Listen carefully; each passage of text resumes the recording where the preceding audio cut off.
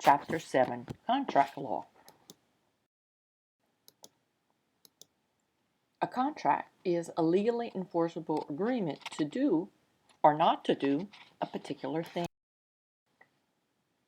There are various types of contracts.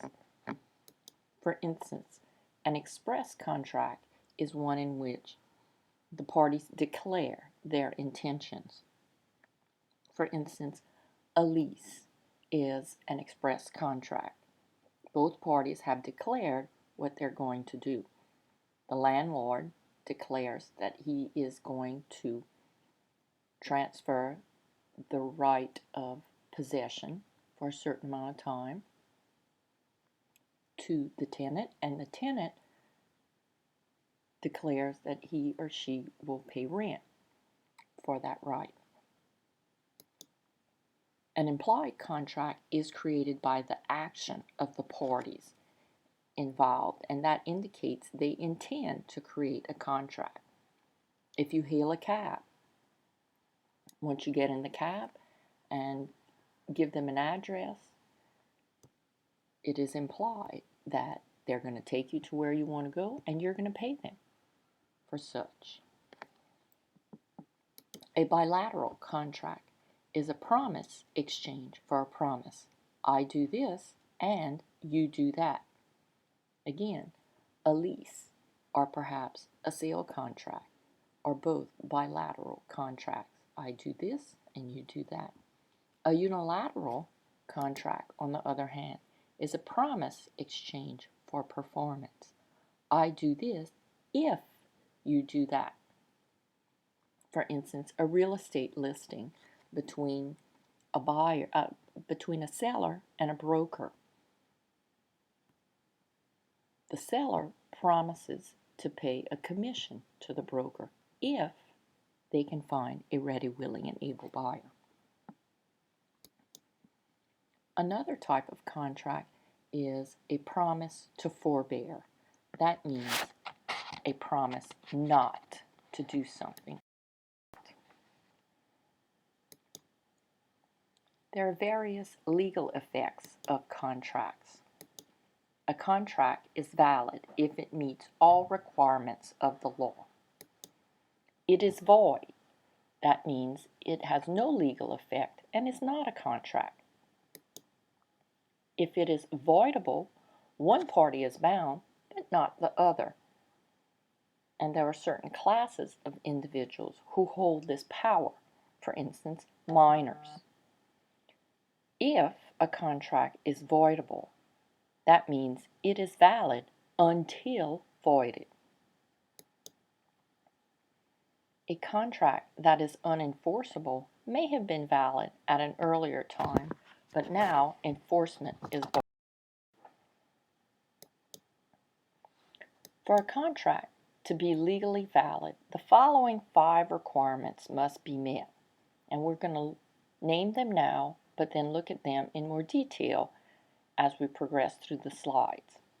First of all, for a contract to be valid, it must have legally competent parties, meaning that they are of age and of sound mind and body.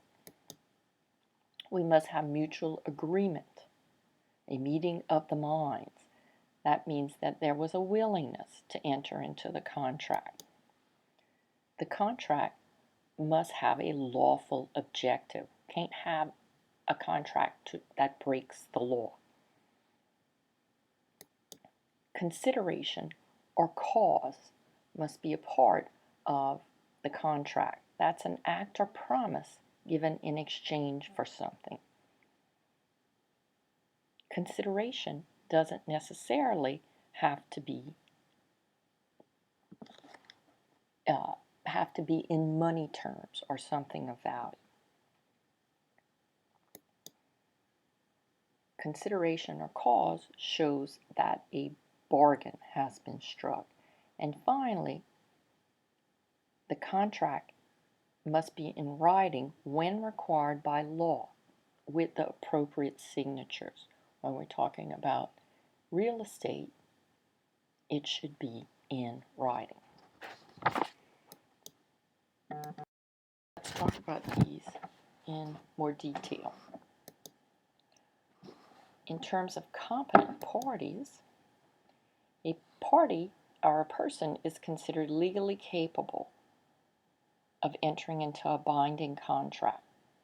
They are competent if they are legally capable of entering into a binding contract. They should be of legal age, not under the influence, and of sound mind. Can someone act on behalf of someone else? Absolutely, but they need to have full power of attorney, and this is a document by which one person authorizes another to act on his behalf.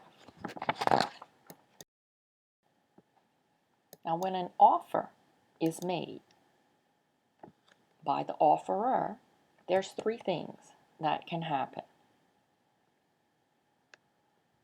The offeree can accept it, receives the offer and accepts.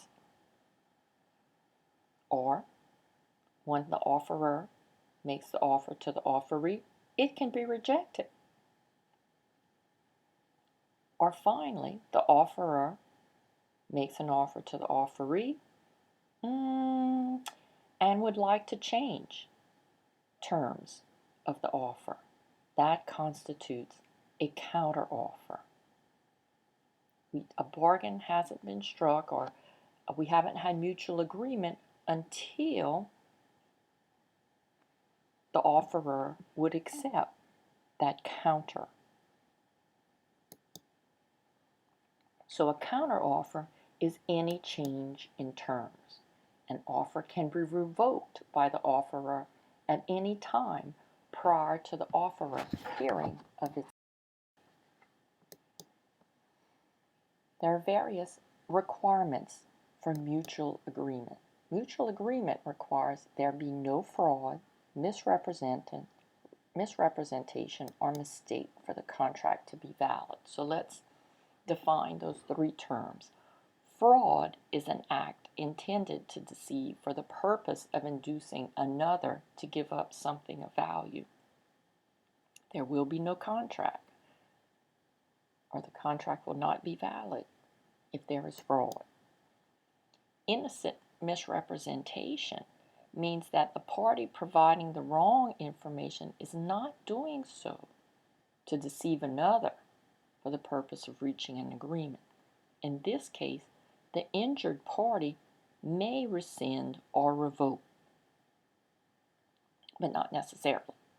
And finally, a mistake. A mistake arises from ambiguity in negotiations and a mistake of material fact. In that case,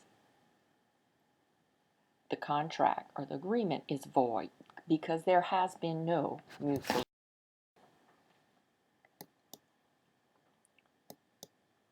Duress, menace, undue influence. Duress is the use of force. Menace, the threat of violence, and undue influence means that someone has an unfair advantage to the other over the other party. That cannot be used to obtain an agreement. The absence of these actually are requirements of mutual agreement. But a contract made under these terms is voidable by the innocent party. So the innocent party in that case holds all the cards and can declare the contract void. The contract must have a lawful objective. So to be enforceable, a contract cannot call for the breaking of laws. We also mentioned that consideration was a requirement of a valid contract. This is an act or promise given in exchange for something. The exchange of promises shows that a bargain has been struck. Consideration can either be valuable, that means that's money or something that is worth a monetary value. Good consideration is something that can't be expressed in dollar terms, such as love and affection. Obviously, there are multiple meanings of the word consideration. In each state, there is a law that is commonly known as a statute of frauds. Its purpose is to prevent frauds by requiring that all contracts for the sale of land or an interest in land be in writing so that it can be enforceable in a court of law. And that brings us to, if it's in writing, what about signatures? The grantor must always sign the contract for the sale of land or an interest in land, because they are giving up the interests, the rights in that property. A real estate contract can be declared void if it is not signed. So that brings us to the e-Sign Act. The purpose of the e-Sign Act is to repeal various state law requirements for written instruments as they apply to electronic agreements. And all states do recognize the e-Sign Act, and it's effective 2001. So it authorizes electronic agreements and allows for electronic signatures. Individual states can supersede this legislation. It's generally not the case. In terms of performance, most contracts are discharged by being fully performed or executed by the contracting parties in accordance with their terms. An alternative to this is what's called assignment. This is when the rights, benefits, obligations of a contract are assigned to someone else, and that's allowable unless it's been prohibited in that contract's terms. Now, what happens when someone fails to perform or there is a breach of contract, a failure to perform without legal excuse? What are the remedies for breach of contract? One option is what's called partial performance, and this may be accepted by the innocent party. Unilateral rescission, another remedy, is when the innocent party refuses to perform since the other party hasn't or doesn't perform. Money damages are a popular remedy. That is, if damages can be expressed in dollar terms. Another remedy is specific performance. This is when money cannot restore the party's position, the non-breaching party's position, and it forces the breaching party to do as the contract states. Liquidated damages, this is something that would be specified in the contract beforehand. So it's decided in advance the amount of money to be paid as compensation if the contract is not satisfactorily complete. Mutual rescission relieves parties from the obligation to each other. An alternative to this is novation, and that's going to be on our next slide. But the statute of limitations, we must be aware that limits the amount of time the wronged party can seek the aid of a court. I should also mention at this point that once upon a time that someone could buy real estate as is, or let the buyer, and the sentiment was, let the buyer beware.